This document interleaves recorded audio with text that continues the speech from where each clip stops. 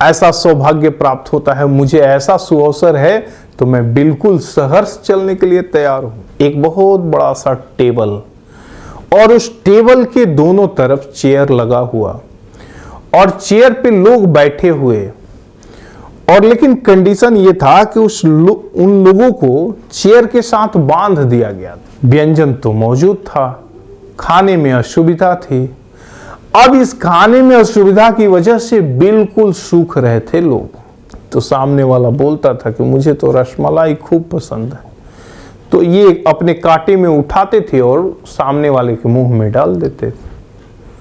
उधर वाला पूछता कि भाई साहब आप क्या खाना पसंद करोगे, तो ये जो भी बोलते थे कि मुझे रसगुल्ला पसंद है, मुझे जलेबी पसंद है। साथियों नमस्कार, आदाब, सत श्री अकाल। मैं अखिलेश कुमार आप सबके बीच एक बहुत ही यूनिक स्टोरी के साथ आया हूं। साथियों, एक व्यक्ति था और उसके समक्ष ऐसा सुअवसर आया कि किसी ने कहा कि चलो क्या चाहते हो कि जीते जी स्वर्ग और नरक का दर्शन करना चाहते हो।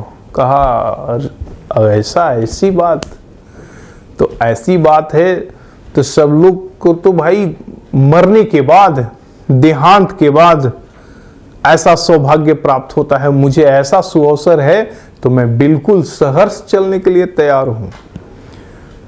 तो सर्वप्रथम ये दोनों व्यक्ति नरक की तरफ प्रस्थान करते हैं और वहां जाने के बाद देखते क्या है कि एक बहुत बड़ा सा मेज, एक बहुत बड़ा सा टेबल और उस टेबल के दोनों तरफ चेयर लगा हुआ और चेयर पे लोग बैठे हुए, और लेकिन कंडीशन ये था कि उन लोगों को चेयर के साथ बांध दिया गया था। उस मेज पे, उस टेबल पे 56 प्रकार का व्यंजन, एक से बढ़कर एक व्यंजन को परोसा गया था, सजाया गया था। लेकिन साथियों विडंबना यह थी कि इन लोगों के हाथों में बड़ा बड़ा कांटा बांधा गया था और उस कांटे से उठाएं तो अपने मुंह तक कैसे पहुंचाए, ये बहुत बड़ी समस्या थी। व्यंजन तो मौजूद था, खाने में असुविधा थी।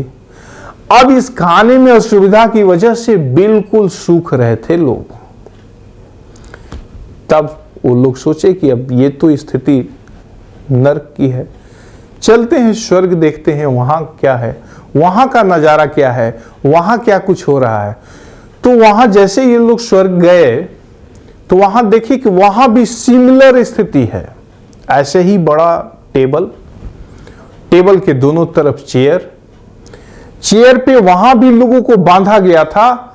लेकिन नरक वाले जो लोगों को बांधा गया था तो यहां तो खाए बिना सूख रहे थे, लेकिन वहां लोग बड़े प्रसन्नचित थे, जबकि उनके हाथ में भी लंबा लंबा कांटा बांधा हुआ था।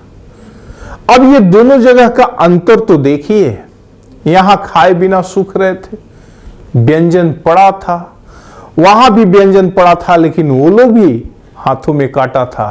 तो सामने वाले से वो पूछते थे कि तुम क्या खाना पसंद करोगे, तो सामने वाला बोलता था कि मुझे तो रसमलाई खूब पसंद है। तो ये अपने कांटे में उठाते थे और सामने वाले के मुंह में डाल देते थे। उधर वाला पूछता कि भाई साहब आप क्या खाना पसंद करोगे, तो ये जो भी बोलते थे कि मुझे रसगुल्ला पसंद है, मुझे जलेबी पसंद है, जो भी आइटम ये बोलते थे उधर से वो अपने कांटा से उठाता था और इधर वाले के मुंह में डाल देता था। एक दूसरे का सहयोग करके एकदम मस्त थे और वहां स्वार्थ में पड़े हुए लोग एकदम पस्त थे।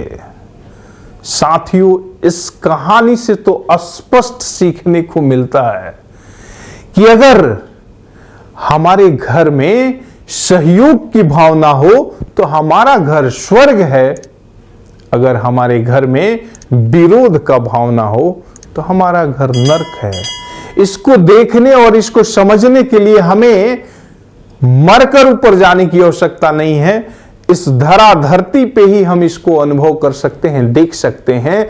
और आज के बाद आप भी देख सकते हैं कि आपके अगल बगल, आस पड़ोस या आपके घर में अगर सहयोग का भाव है तो जीता जागता स्वर्ग है। अगर आप ही के घर में विरोध का भाव है तो जीता जागता नरक है। इससे शिक्षा लेते हुए कुछ ऐसा आप कमाल करें कि दुनिया आपको सलाम करे। बहुत बहुत धन्यवाद।